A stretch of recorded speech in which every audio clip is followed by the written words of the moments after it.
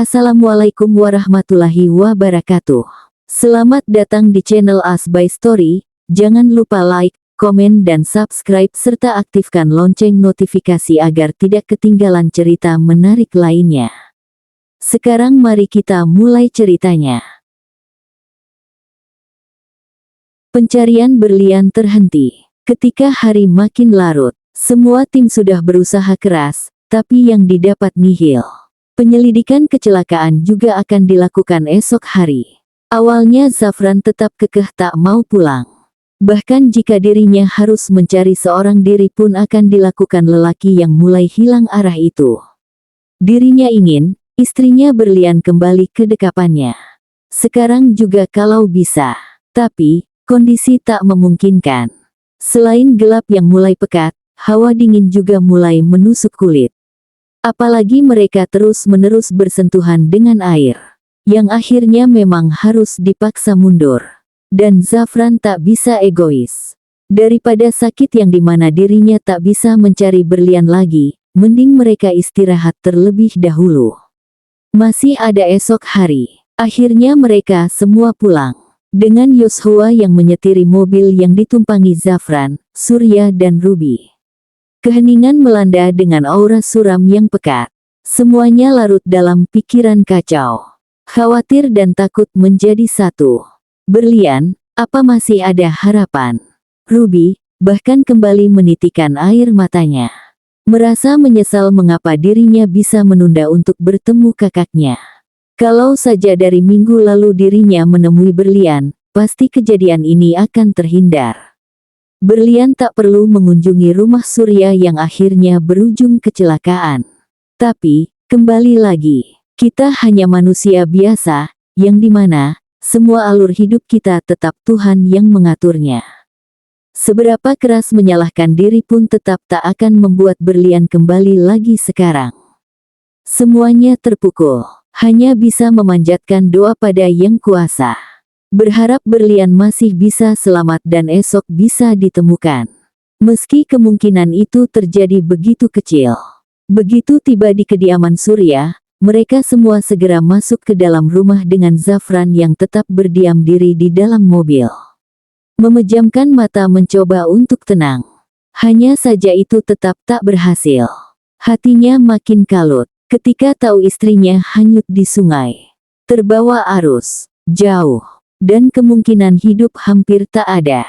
Zafran menangis terseduh. Untuk pertama kalinya.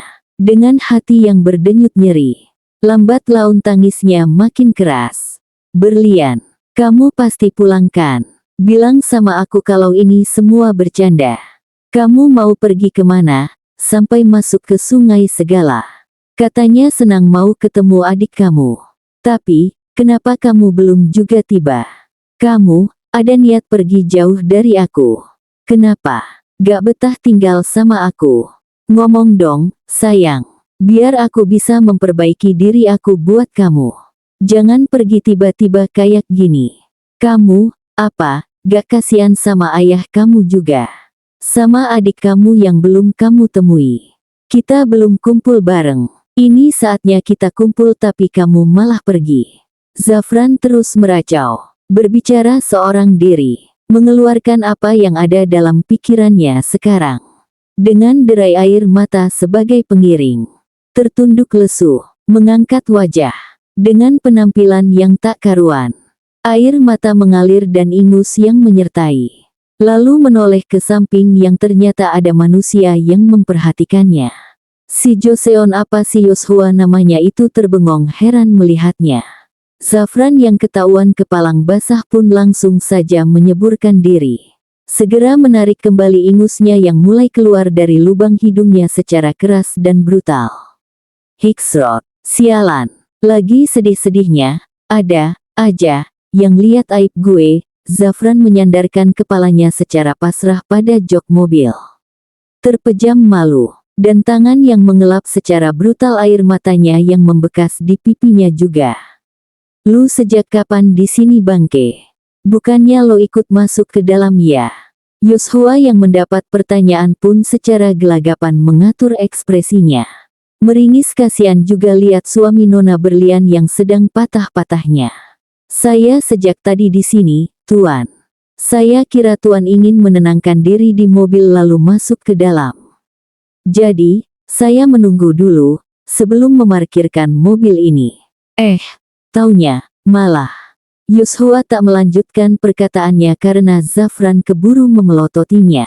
Lupain yang tadi, perintah Zafran secara mutlak. Baik, Tuan Muda.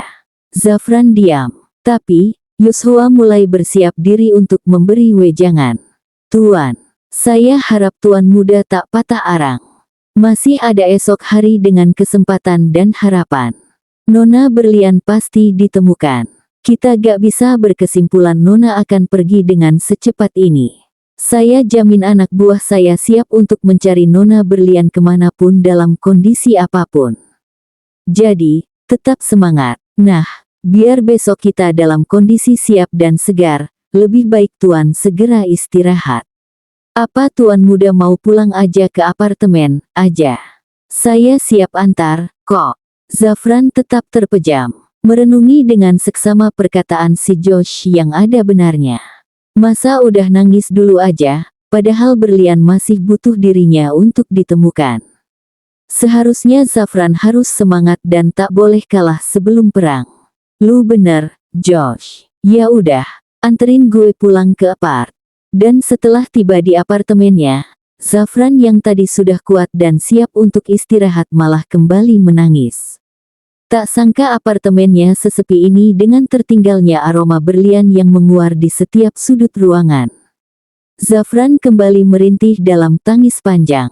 Apalagi saat masuk ke kamarnya dengan berlian. Istrinya yang setiap malam ada di sampingnya saat tidur kini tak ada untuk pertama kalinya. Berlian, lirih Zafran saat tangannya membelai bantal yang biasa dipakai oleh berlian. Membauinya, dan aroma bunga liar khas wangi rambut istrinya menusuk masuk ke dalam sukmanya. Dan matanya kembali mengalir deras, Zafran merasa ini akhir dari dunianya. Kangen kamu, gumaman Zafran menggema lalu terbawa desir angin. Dalam bayangannya saat ini, Zafran merasa berlian ada di belakangnya. Lalu mendekapnya, memeluk hangat punggungnya, tersenyum tipis andalannya yang memikat. Tapi, lebih gilanya Zafran merasakan senyuman tipis itu berubah menjadi senyuman mengejeknya. Menertawakannya yang saat ini cengeng kebangetan. Tapi, itu semua karena ulahnya yang tiba-tiba pergi. Tanpa pamit lagi. Nakal. Berlian nakal. Awas aja bakal aku tangkap. Ucapan itu terucap ketika halusinasinya melihat berlian memeletkan lidah untuk mengejeknya. Mengajaknya untuk bermain kejar-kejaran. Hanya saja Zafran tetap diam. Malah mulai terpejam dengan senyum orang gila di bibirnya. Menggapai mimpi dengan halusinasi yang membayanginya. Dengan harap semua itu benar terjadi dan berlian yang kecelakaan dan hanyut di sungai berbalik menjadi bunga tidurnya. Mentari mulai naik, desir angin masuk melalui ventilasi jendela. Melambai pelan menggelitiki pipi Zafran yang masih terpejam. Hingga terusik seperti ada sesuatu yang membisikinya. Membuat keningnya berkerut dan bergerak tak nyaman di atas kasur. Zafran tidur dengan posisi yang tak benar. Kakinya bahkan tergantung, dengan sepatu yang masih melekat di kakinya. Berlian. Zafran terbangun dengan nafas memburu. Mimpinya terasa mengerikan. Berliannya. Zafran segera memandang sekeliling mencari keberadaan istrinya yang ternyata memang benarlah kejadian kemarin. Berlian hilang dan masih dalam pencarian. Sampai kapan kamu bersembunyi? Aku gak ingin menyerah, tapi harapan kamu kembali kenapa seolah tak ada. Mengusap kasar wajahnya. Zafran merasa ucapannya melantur. Mana ada seperti itu. Berlian pasti kembali dan Zafran meyakininya. Maka dari itu Zafran segera bersiap diri untuk kembali mencari istrinya. Segera berangkat dan mengabaikan perutnya yang minta jatah sarapan. Zafran hanya terlalu fokus untuk segera menemukan belahan hatinya. Tiba di tempat di mana istrinya kecelakaan, yang ternyata sudah ada garis polisi yang membatasinya. Mobil istrinya pun sudah diangkat ke daratan dalam keadaan rusak parah. Dan bisa Zafran lihat sudah ada banyak orang di sekitaran sungai guna mencari istrinya. Entah siapa yang sudah menggerakkan semua ini. Zafran, kamu baik-baik saja? Papa mertuanya menyapa. Dengan kondisi yang membaik dan ketegaran di matanya. Seolah kejadian ini tak seharusnya berlarut dalam kesedihan. Tapi, harus semangat dan giat dalam mencari anak sulungnya.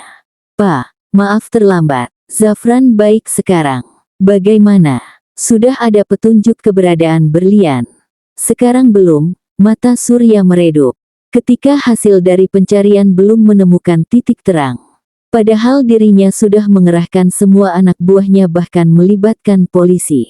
Tapi, keberadaan berlian masih belum ditemukan.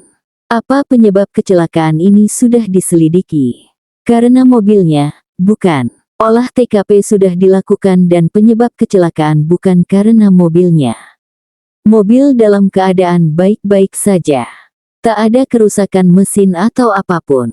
Kemungkinan, ya, kelalaian dari berlian sendiri. Tapi apa, Pak? Zafran bertanya penasaran. Tadi Papa lihat kondisi mobilnya. Dan ada yang janggal. Bagian belakang mobil juga rusak parah seperti ada yang menabrak keras. Lalu kamu bisa lihat pembatas jalan yang rusak itu. Hancurnya tak main-main ternyata. Papa kira, jika bukan karena kelalaian berlian, itu artinya, ada yang sengaja menabraknya dari arah belakang.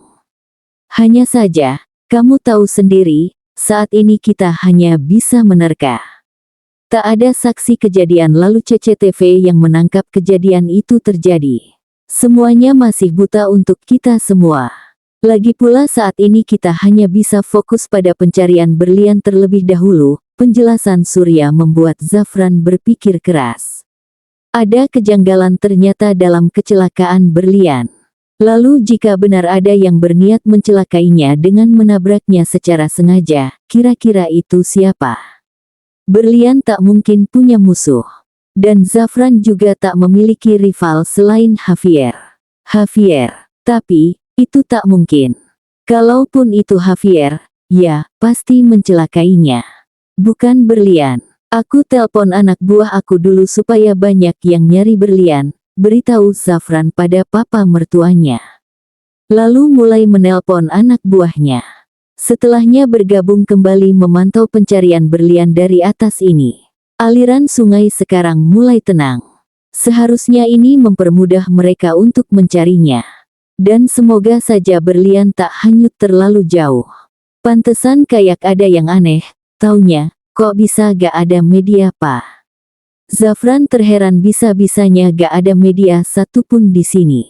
Seharusnya kejadian ini cepat tercium bagi mereka pemburu berita. Papa yang bungkam mereka. Berkat bantuan kakek kamu juga.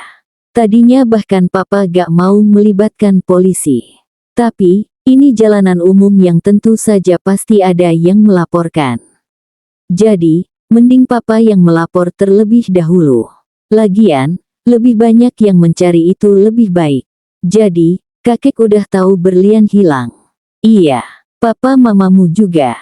Zafran belum pegang ponsel dari kemarin. Jadi, baguslah kalau mereka udah tahu. Keduanya kembali dalam keheningan. Memantau pencarian berlian dengan raut tegar di wajah keduanya. Karena tangisan hanya menambah duka dan sedih. Saat ini hanyalah dibutuhkan usaha dan upaya agar berlian segera ditemukan. Pastinya berharap ditemukan dalam keadaan masih bernyawa. Tapi, jika kemungkinan terburuk seperti tinggal jasad sekalipun, itu juga tak mengapa. Asal berlian bisa pulang dengan layak, tak terombang-ambing dalam kesendiriannya. Baik Surya dan Zafran mulai melapangkan dada. Hanya saja, apa saat masa itu tiba, apa benar, jiwa dan raganya menerimanya? Hari sudah siang. Matahari berada di puncak. Orang-orang yang mencari berlian mulai menepi. Ketika tubuh sudah lelah mencari. Dan perut mereka juga perlu diisi terlebih dahulu. Tak ada hasil yang mereka dapatkan, petunjuk satu pun tak ada bagi mereka. Sudah banyak orang mencari ditambah anak buah Zafran sekalipun, berlian masih belum ditemukan. Berlian seolah sudah pergi jauh terbawa arus. Sungai sudah disusuri sampai ke hilir, dan tetap tak ada titik terang. Harapan hidup makin menipis kalau berlian masih belum juga ditemukan. Zafran ingin tetap tegar seperti Papa Surya, yang ada matanya kembali berair dan hati yang makin berdenyut nyeri. Yang Zafran sayangkan, dirinya belum mengatakan bahwa ia mencintai berlian. Menyayanginya dan mencintai sedari dulu. Ketika giginya masih geripis. Ketika lidahnya tak benar memanggil gadis itu. Terlalu lama memendamnya. Dan sekarang hanya penyesalan menyelimuti hatinya. Zafran, hari belum selesai. Jangan menyerah. Itu Yoshua. Memanggil tanpa embel-embel tuan. Setelah memimpin pencarian berlian bersama polisi dan tak ada hasil yang mereka dapatkan yang akhirnya mereka menepi terlebih dahulu. Dan, ya, tatapan kecewa Tuan Surya harus Yoshua lihat kembali. Tapi, tuannya itu, terlihat berupaya untuk tegar. Mulai berbincang dengan Kompol Adi, sekaligus sahabat lamanya. Tapi, Zafran seolah kehilangan semangat. Menatap nanar sungai yang mengalir tenang. Tapi, setenang-tenangnya air, tetap saja mampu menghanyutkan nyawa. Gue takut berlian tak kembali dalam keadaan selamat. Apa yang bakalan gue lakuin kalau nyatanya malah jasad yang nantinya ada di pangkuan gue? Zafran seolah bertanya pada dirinya sendiri. Dan Yoshua yang mendengarnya terdiam. Jujur saja, karena dirinya tak pernah ada di posisi Zafran, Yoshua jadi bingung menanggapinya. Hanya saja, itu takdir. Setidaknya, meskipun jasad, berlian tetap pulang. Kita bisa mengantarkannya juga ke tempat istirahat yang layak. Tak terombang-ambing dalam dinginnya air sungai dan kerasnya bebatuan.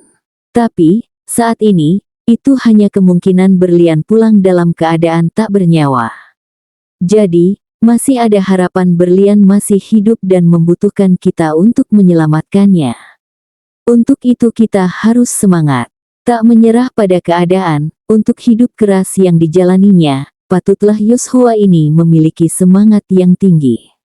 Zafran yang mendengarnya mulai menghentikan tangisnya. Hari ini dirinya banyak labilnya.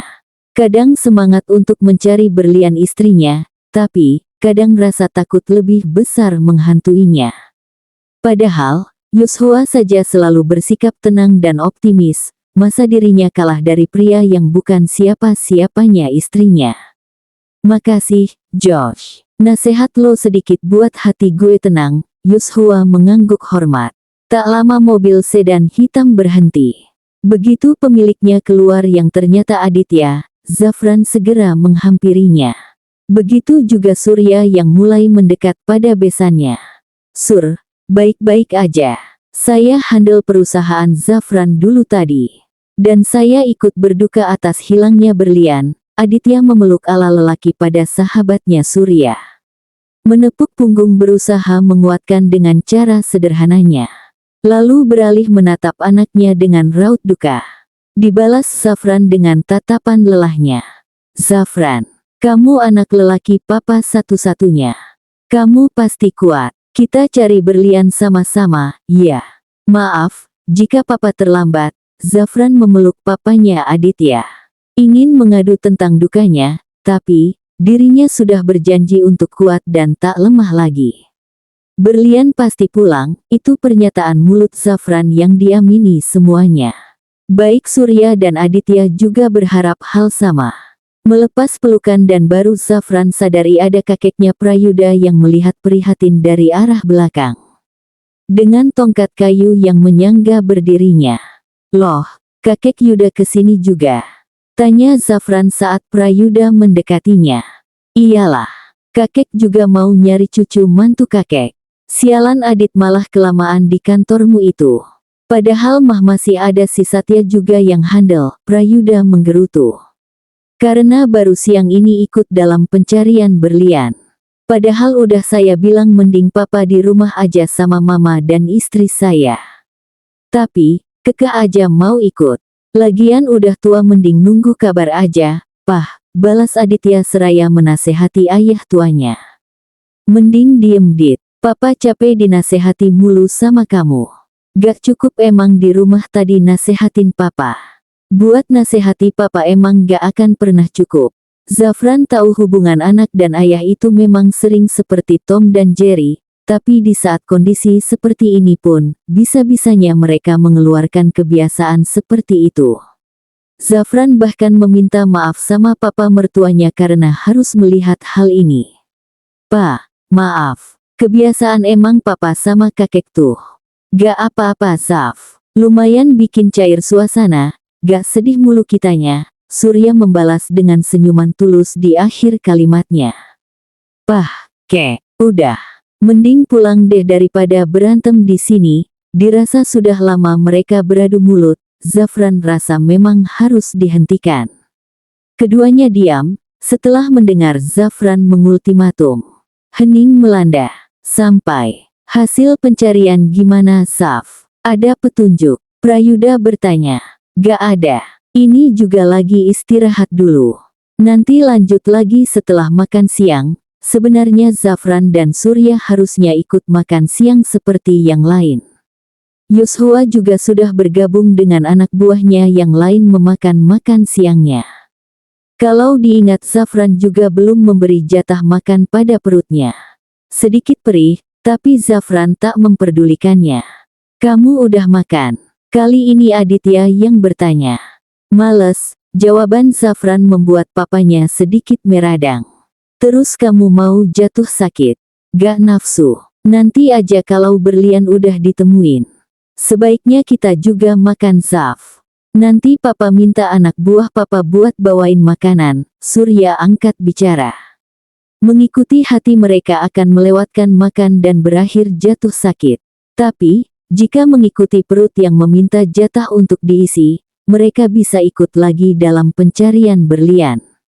Tak jatuh sakit yang akhirnya menyusahkan orang. Nah, karena yang ini papa mertuanya yang minta, Zafran tak bisa menolak. "Iya Pak." Lalu Aditya yang menyaksikannya hanya bisa menggeleng kepala. Anaknya ternyata lebih patuh sama mertua dibanding dirinya yang notabene ayahnya. "Kasian. Pantasnya emang kamu tuh gak usah punya anak sekalian." Prayuda mengejek, dan Aditya hanya bisa mendelik. "Harusnya sekalian gak punya ayah gak sih?" Kelakar Aditya yang mendatangkan murka dari Prayuda. "Kamu nyumpahin saya cepet mati." Prayuda melotot tajam dan berujar marah. Sepertinya beneran marahnya.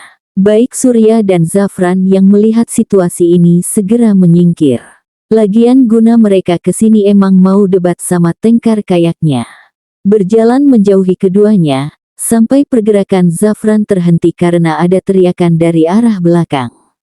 Seseorang paling penting dalam hidupnya. Menatap nyalang dan berjalan mantap bagai predator yang siap menyerang. Zafran terpaku dan tak bisa menghindari pukulan telak di perutnya.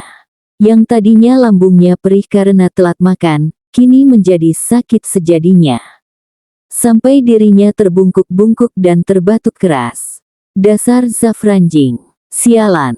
Keparat. Bodoh. Kalau lo gak bisa jagain berlian, harusnya lo ikhlasin dia sama gue." Kali ini pria dengan rambut peraknya, segera menarik kerah Zafran lalu kembali melayangkan pukulan di rahangnya. Zafran otomatis tersungkur, menunduk pasrah dan tak membalas. Malah tertawa seperti orang gila. "Sialan. Lo pikir kejadian ini buat gue senang? Hah. Gue ikhlasin berlian pun, mana sudi bini gue mau juga sama lo. Dasar Javierun cucu Firaun. Sialan. Lo pikir kejadian ini buat gue senang? Hah. Gue ikhlasin berlian pun, mana sudi bini gue mau juga sama lo. Dasar Javierun cucu Firaun." Murka Zafran tak terbendung. Udah mah lagi kehilangan, datang lagi cecunguk satu yang nambah masalah. "Zafran, kamu samain kakek dengan Firaun."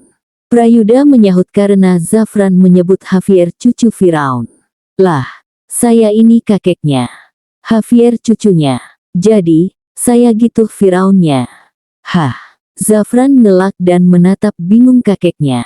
Lah sejak kapan dirinya menyamakan kakek Yuda dengan Firaun? Sampai dirinya tersadar dan menunduk takut dikata kualat. Lalu ada Javier yang memejamkan mata dengan kesal. Tapi, bibirnya berkedut ingin menyemburkan tawa kerasnya. Kapan lagi kakeknya itu sadar bahwa dirinya Firaun? Ngerasa juga tua bangka satu ini bahwa dirinya Firaun, senyum Javier terlihat mengejek. Mendatangkan sedikit murka dari Prayuda yang sekarang merangsek maju ke arah keduanya. Zafran tetap di posisi diam duduk di aspal jalanan dan Javier yang berdiri meremehkan. Kurang ajar kamu. Tongkat Prayuda terangkat dan segera memukul keras betis Javier yang tak bereaksi apapun. Javier malah menatap malas kakeknya yang sudah lama ia tak temui. Prayuda yang melihatnya hanya bisa mengambil nafas panjang berusaha sabar karena tak ada kata maaf yang keluar dari mulut Javier.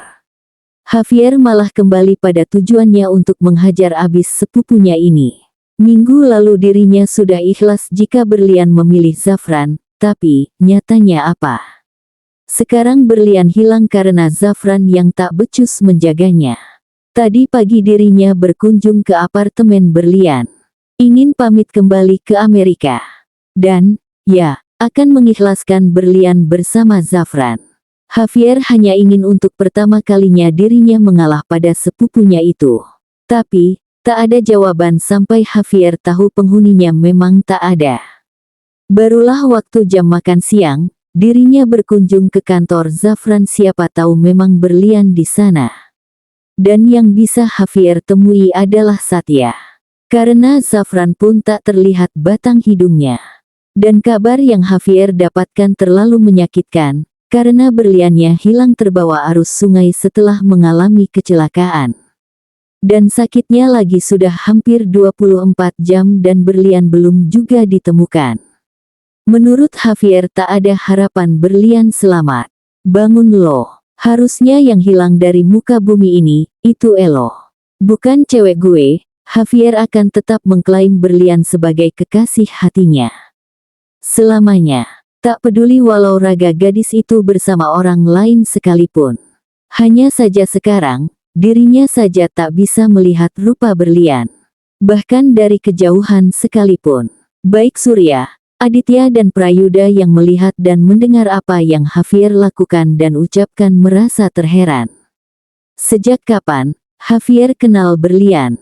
Bahkan mengklaim berlian sebagai orang dicintainya. Javier itu bukannya sudah lama tak di Indonesia ya, jadi jalur mana dan waktu kapan mengenal berlian? Para tetua akhirnya akan menyimak terlebih dahulu, sampai tiba mereka ikut andil dalam perseteruan dua anak muda itu. Mending gue dan berlian menghilang bersama aja. Emang gue bakalan ikhlas pergi lebih dulu dan biarin lo dapetin istri gue gitu. Enak di lo gak enak di gue yang ada. Zafran bangkit dengan tangan yang menyangga perutnya yang kini perih akibat asam lambungnya naik. Tapi, Zafran tak boleh memperlihatkan kelemahannya. Harga diri, koi. Di bawah teriknya sinar matahari, kulit madu Zafran mengkilat eksotis. Lalu ada Javier dengan kulit putih dan tampang bulenya yang bersinar. Keduanya berhadapan, berbalas tatapan tajam, sama-sama menggunakan kemeja hitam, memancarkan aura pencabut nyawa yang lekat di raga keduanya. Oh, mau gue anterin lo ke gerbang kematian aja. Nyusul berlian yang kayaknya udah mati karena kelalaian lo sendiri. Jaga ucapan lo, ya. Berlian belum mati. Dia hanya belum ditemukan aja. Zafran tak terima Javier sudah menetapkan berlian mati. Javier ini sebenarnya cinta gak sih sama berlian? Masa kayak biasa aja jika berlian mati? Udahlah. Jangan berharap tinggi. Berlian, kalau ditemukan sekalipun pasti jasad. Lo tahu sendiri dia hanyut di sungai. Kemungkinan hidup udah gak ada. Jadi, karena lo bilang mending nyusul berlian, gue siap untuk mengantarkan lo hari ini juga. Javier tersenyum iblis. Menantang Zafran. Setidaknya, jikapun berlian memang pergi, Zafran juga harus musnah dari muka bumi ini. Tekad Javier bulat, sebagai balas dendamnya pada Zafran. Selain karena berlian, ada dendam lain yang memang dari dulu ingin Javier berikan pada sepupunya itu. Anjing lo. Bahkan bagusan anjing dari lo sendiri. Zafran merangsek maju ke arah Javier. Memberi pukulan di rahang. Tak bisa menerima perkataan Javier berlian pulang dalam keadaan jasad. Javier sampai kehilangan keseimbangan. Setelahnya tersenyum senang ketika Zafran berhasil terpancing emosinya. Bagus. Itu yang gue mau dari lo, Zafran Jing. Gumaman Javier sebelum akhirnya dirinya menendang keras perut Zafran sampai tersungkur jatuh. Zafran ingin bangkit memberi balasan, tapi perutnya bertambah nyeri. Asam lambungnya benar-benar naik. Keringat dingin mulai menyerbu punggungnya. Rasa mual tak tertahankan juga mulai terasa di tenggorokannya. Zafran akhirnya tumbang ketika tubuhnya sudah lemas tak berdaya. Membuat Aditya akhirnya mendekat. Disusul Surya dan Prayuda. Zafran, bangun. Masa gitu aja pingsan kamu? Aditya coba mengguncang tubuh anaknya yang memang sudah tidur terlentang di jalanan itu. Aditya tak percaya dengan mudah anaknya terkapar begitu saja. Padahal dari dulu anaknya ini langganan menang kalau adu tanding dengan keponakannya itu. Wah, penghinaan besar bagi dirinya ini. Bagi Aditya, jika Zafran dan Javier sudah tak bisa adu mulut dan beralih menjadi adu otot, sebaiknya memang tak ada yang memisahkan. Gak akan bisa.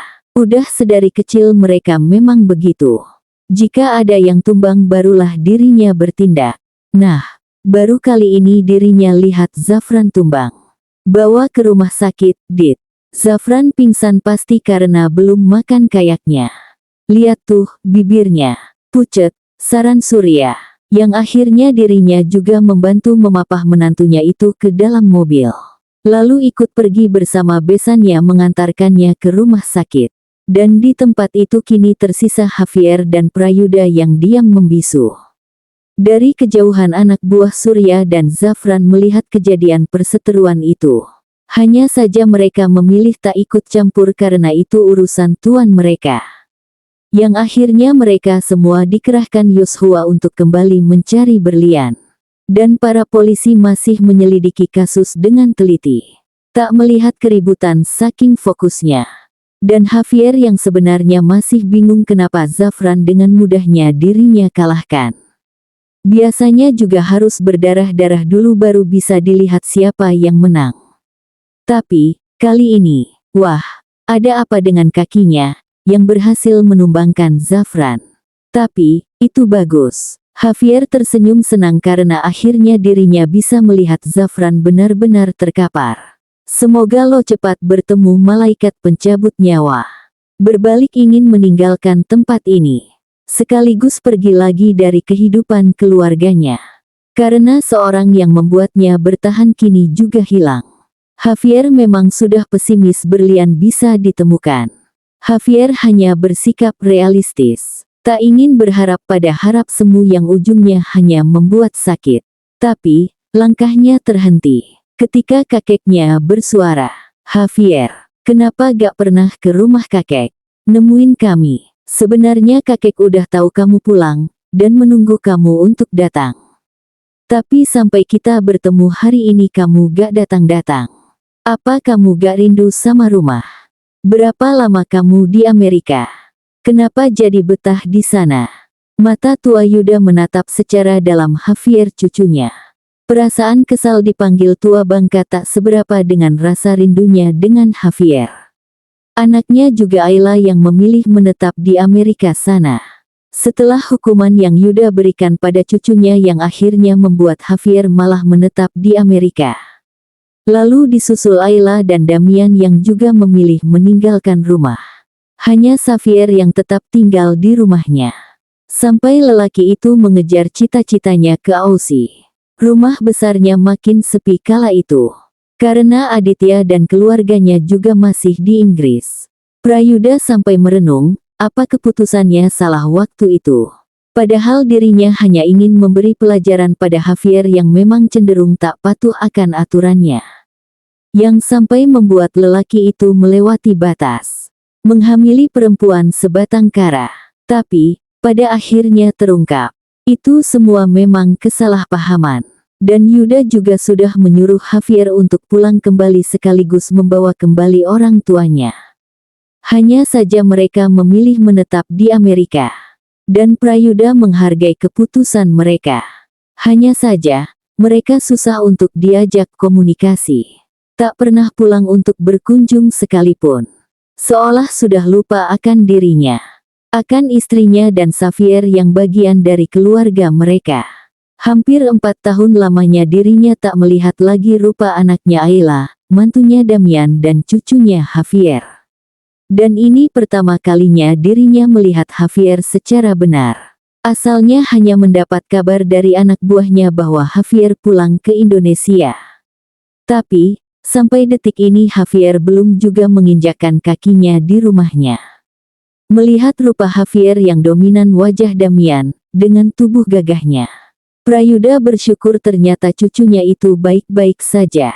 Javier terdiam, tak berbalik untuk kembali menghadap kakeknya. Mendengar semua ucapan kakeknya yang syarat akan kerinduan. Yang entah benar begitu adanya.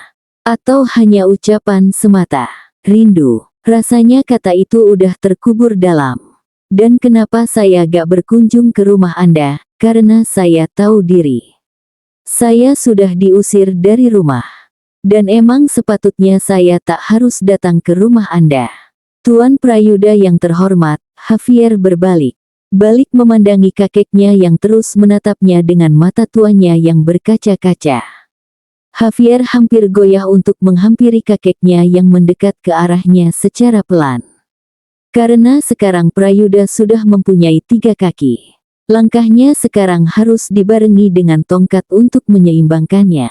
Kakek gak pernah usir kamu, kalau itu yang membuatmu sakit hati dan gak pernah pulang. Apa kakek bisa peluk kamu? Rasanya sudah lama kita tak bertemu, pinta Yuda dengan tangan sudah terentang ingin mendekap cucunya. Tapi, Javier malah menahannya. Maaf, gak bisa. Javier menolak lalu melengos takut hatinya goyah. Rasa bencinya sudah tak terbendung. Sedari kecil dirinya harus memendam semuanya.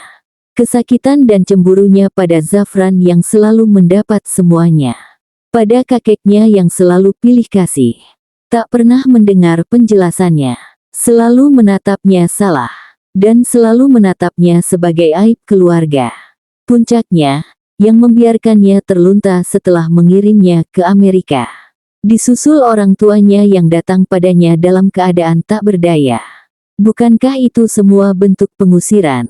Beruntung adiknya masih diakui keluarga Prayuda yang terhormat itu. Ya, Javier senang adiknya tak merasakan apa yang dirinya dapatkan selama ini. Tapi, sekarang, di saat dirinya sudah berhasil, tentu saja kakeknya datang. Mungkin mengingatnya. Hanya saja itu semua terlambat baginya. Karena, Javier, sudah tak memerlukan lagi mereka. Bahkan orang tuanya yang sekarang memanfaatkan kekayaannya pun sudah tak dirinya pedulikan. Saya akan kembali ke tempat saya seharusnya. Jangan cari saya lagi, dan hentikan orang-orang Anda yang terus mengawasi saya. Karena itu sia-sia. Anda tak akan mendapatkan apa yang Anda inginkan, selain hilangnya orang-orang Anda. Maksud kamu apa, Javier? Mau kemana lagi? Javier, setidaknya berikan kesempatan kakek untuk memeluk kamu. Javier, maafkan kakek. Setidaknya temui nenek kamu dulu. Maafkan kakek. Apa tidak bisa satu pelukan terakhir? Seberapa keras suara dan usaha langkahnya untuk mengejar Javier yang mulai menjauh darinya, Prayuda akhirnya kalah. Hanya bisa menatap nanar akan kepergian lagi cucu pertamanya. Tak bisa berbuat banyak, dan sepertinya tak bisa lagi mengawasi dari kejauhan cucunya. Dan mengorbankan orang-orangnya yang akhirnya terjawab, sebagian besar dari mereka tak pernah lagi pulang setelah memantau pergerakan Javier. Javier benar-benar melangkah pergi, tak menoleh lagi ke belakang. Tak peduli akan teriakan kakeknya Prayuda yang memintanya memberikan kesempatan setidaknya untuk memeluknya. Dirinya tak peduli, Karena intinya semuanya sudah berakhir. Sekaligus awal dari kehidupan barunya. Untuk seorang yang sudah lama menunggunya, terima kasih. Dan maaf jika harus menunggunya terlalu lama. Zafran sudah ditangani oleh dokter. Belum membuka mata sampai sekarang. Ruangan yang diisi Zafran dan papanya Aditya begitu hening. Surya juga sudah kembali ke lokasi pencarian berlian. Waktu berlalu sekian menit, yang akhirnya kelopak mata Zafran mulai bergerak. Dengan sang empu mencoba untuk membuka kedua matanya. Setelah berhasil, pusing yang kembali mendera membuat kening Zafran kembali berkerut. Memejamkan matanya kembali sampai kesadaran mulai menguasainya. Dan langsung teringat istrinya yang masih dalam pencarian. Melihat ke samping, yang Zafran temui adalah ayahnya yang menunduk di kursi. Mungkin saja tertidur. Tak mau mengganggu, Zafran memilih mencoba bangun seorang diri. Yang akhirnya beberapa kali usaha sampai berhasil bangkit. Baru mau turun dari kasur, tubuh Zafran ada yang menahannya. Yang ternyata itu ayahnya sendiri. Aditya dengan raut galaknya. Kebiasaan. Nekat, tangan Aditya dengan sedikit memaksa dan telaten kembali membaringkan Zafran dan menyelimutinya. Kalau saja dirinya tak mendengar ranjang sedikit berderit, mungkin anak tunggalnya itu sudah menghilang dari rumah sakit ini. Mau kemana? Baru bangun dari pingsan aja gegayaan udah mau turun dari pembaringan. Mau pingsan lagi? Bukan gitu. Tapi, aku harus cari berlian lagi, Pak. Kamu baru bangun dari pingsan, Zafran. Mana ketahuan lagi, ternyata kamu belum makan apa-apa dari tadi. Lah, ini mau nyari berlian. Yang ada kamu digotong lagi karena pingsan. Nyusahin orang lagi yang ada, omel Aditya. Tapi, berlian, banyak yang nyari istri kamu. Mending kamu makan dulu.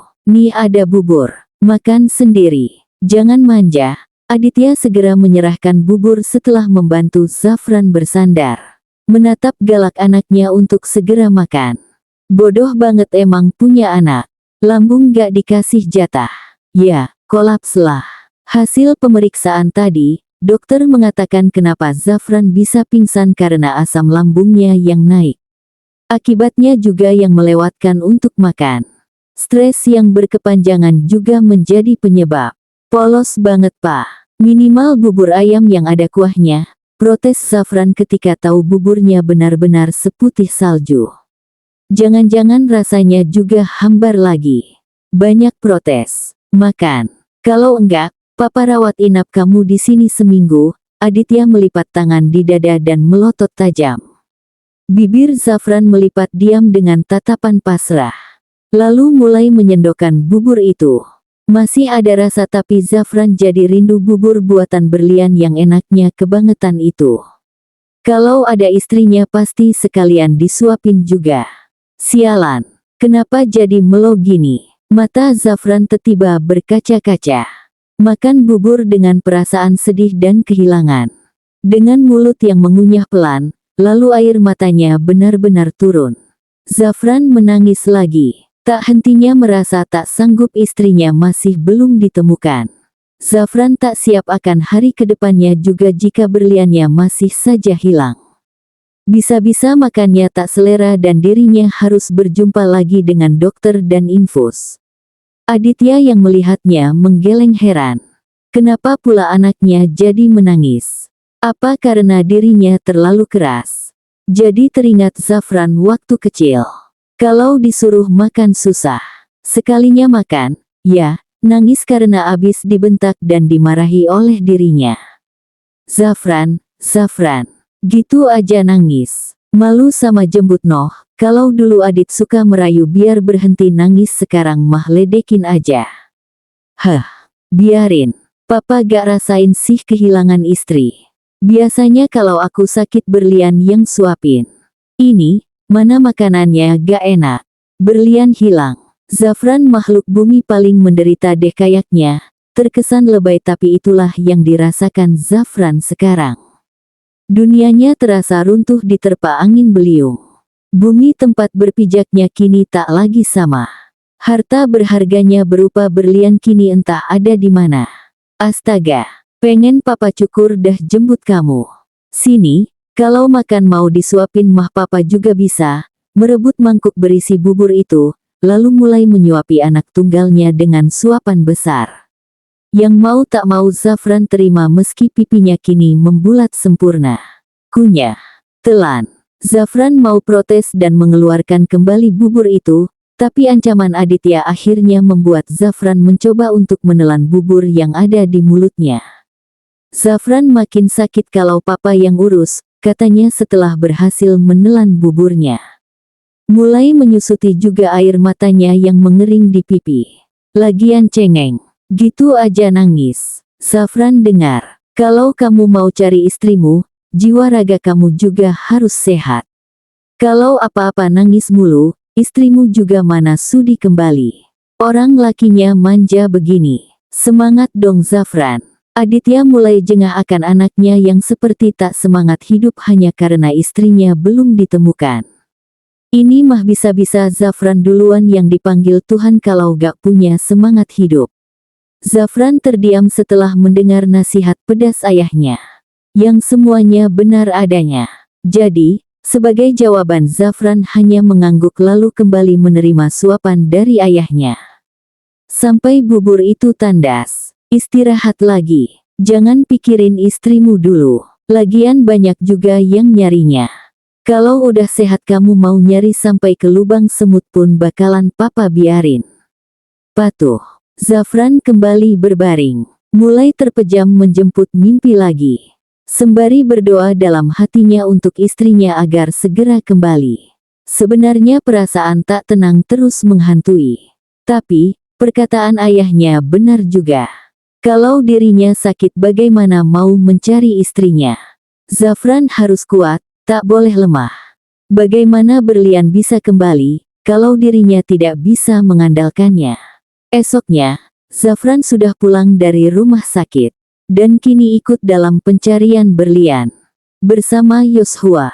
Setelah pencarian berlian di hari kedua dengan banyaknya anak buahnya tetap tak ditemukan.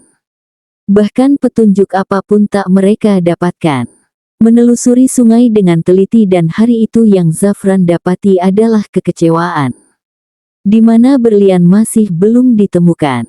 Tak menyerah hari demi hari mereka terus menelusuri sungai. Meski polisi kini sudah tak ikut mencari. Tapi, penyelidikan kecelakaan terus dicari akar masalahnya. Kalau saja kamera dashboard mobil tak rusak mereka pasti mendapat sedikit petunjuk. Dan berlanjut sampai seminggu di mana harapan berlian hidup hampir tak ada.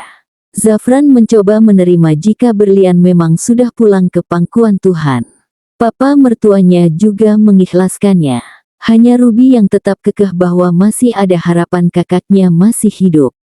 Padahal itu adalah hal mustahil. Tapi, Zafran hanya ingin setidaknya jasad berlian pulang. Supaya dia bisa memberi tempat peristirahatan terakhir yang layak untuk istrinya. Berlian, kamu gak bosen main air terus? Pulang yuk, dingin tahu, hari itu senja mulai terlihat di ufuk barat. Zafran berdiri seorang diri setelah pencarian berlian. Anak buahnya sudah pulang. Aku ikhlasin kamu kok, kalau kamu emang mau pergi dari dunia ini. Tapi, masa aku gak lihat kamu untuk yang terakhir kalinya? Pulang, ya, sayang. Setelah mengatakannya Zafran pun perlahan melangkah untuk kembali ke apartemennya yang sangat sepi. Suram. Seperti wajahnya yang hampir tak ada lagi senyum yang menghiasi wajahnya. Sampai pencarian memakan waktu berminggu-minggu berlian belum juga ditemukan. Penyelidikan akhirnya dihentikan. Dengan hasil kecelakaan murni kelalaian dari si pengendara. Itu artinya kecelakaan berawal dari berlian sendiri. Pencarian pun sudah tak ada harapan. Berakhir dengan kehampaan. Berlian kini berada di tempat yang jauh. Tak bisa lagi ditempuh dengan kendaraan apapun. Hanya doa terbaik yang bisa terucap. Dan mencoba ikhlas dan tabah. Zafran kini berdiri di jalan dengan pembatas baru yang sudah dipasang di tempat kecelakaan mobil berlian. Melihat ke bawah, di mana arus sungai tenang mengalir. Semilir angin mengibarkan rambutnya dengan kencang. Hari masih pagi, di mana matahari saja belum muncul. Tapi Zafran sudah berkunjung. Hanya ingin mengucapkan untuk terakhir kalinya untuk istrinya. Kemilau berlian, aku mengikhlaskanmu, istriku. Sebulan tanpa berlian, hati Zafran masih patah. 2 bulan tanpa berlian, hati Zafran masih berserakan parah. 3 bulan tanpa berlian, hati Zafran, layaknya kapal yang terombang-ambing di lautan tanpa tujuan. 4 bulan tanpa berlian, Zafran mulai mengais kewarasan. 5 bulan tanpa berlian, Zafran mencoba melepas dari bayang-bayang masa lalu. 6 bulan tanpa berlian, Zafran menjalani hari dengan sadar bahwa berliannya kini tak ada lagi di sisinya. Dan 7 bulan tanpa berlian, Zafran mulai melangkah mantap tanpa lagi mengingat berliannya. Pujaan hatinya, mengikhlaskan dengan hati yang terdalam supaya istrinya juga tenang di alam sana. Dan ini pertama kalinya, Zafran melangkah mantap ke kantornya. Tanpa ada lagi raut muram di wajahnya. Dengan penampilan barunya, rambut berwarna ash grey dan gondrong itu akan menjadi tampilannya sekarang. Kumis dan jenggot yang beberapa bulan menemaninya kini juga hilang.